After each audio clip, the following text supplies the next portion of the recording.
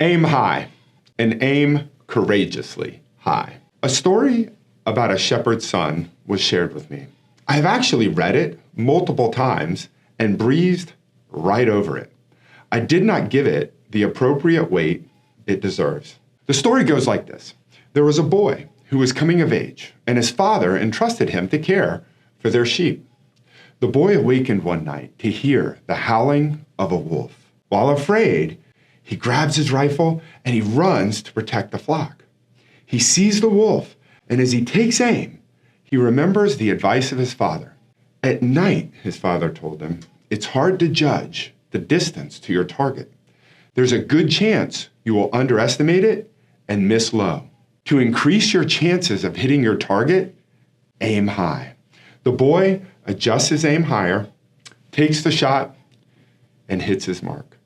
We're going to focus on two parts of this story. The first is aim high. Why aim high? No one knows the future is why. What will happen tomorrow in business, just like in life, is hard to tell. The path ahead is dark and cloudy at best.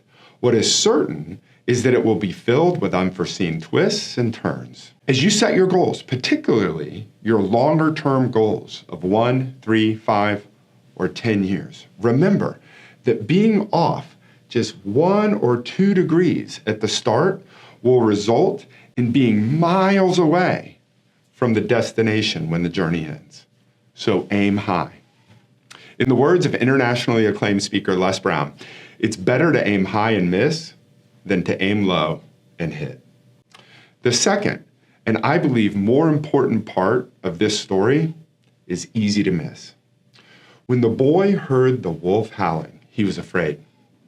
What did he do next?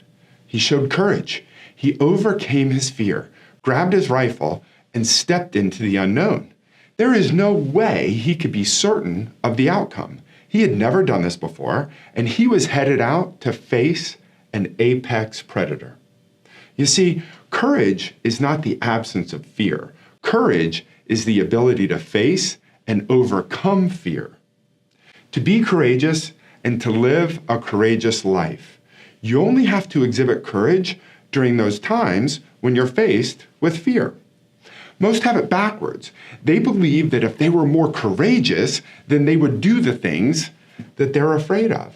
And that's not how it works. Think about anything we as humans learn. When we first start, we are typically terrible at it. We have to step into the unknown and develop the skills necessary in that space. I ask you to remember back to when you first learned to walk. What happened?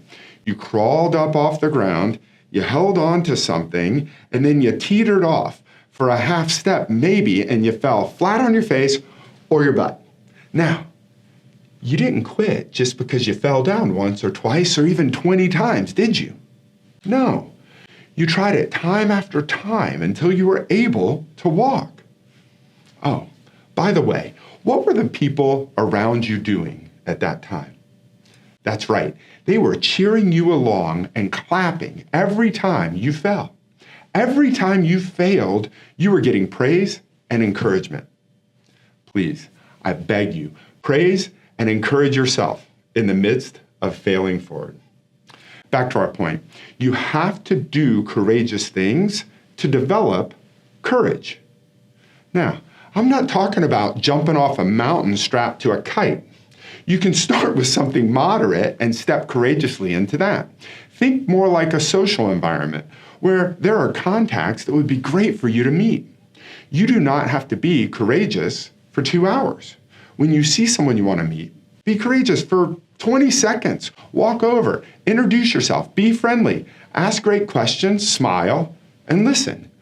You will find that there was actually nothing to be afraid of. Similar to any other skill that we develop, you get better at it with practice. You have to do the work. You have to do the reps. And when you do, your skills will improve. There may be times when, like David, you have to face a Goliath.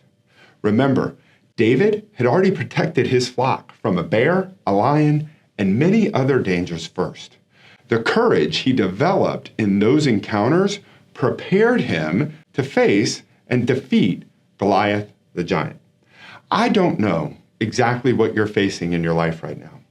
What I do know is that some of them are wolves, some are bears or lions, and some may actually feel and be giants. Here's what I do know.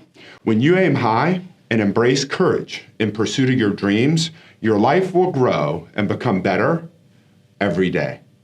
Crush it. We're stronger together.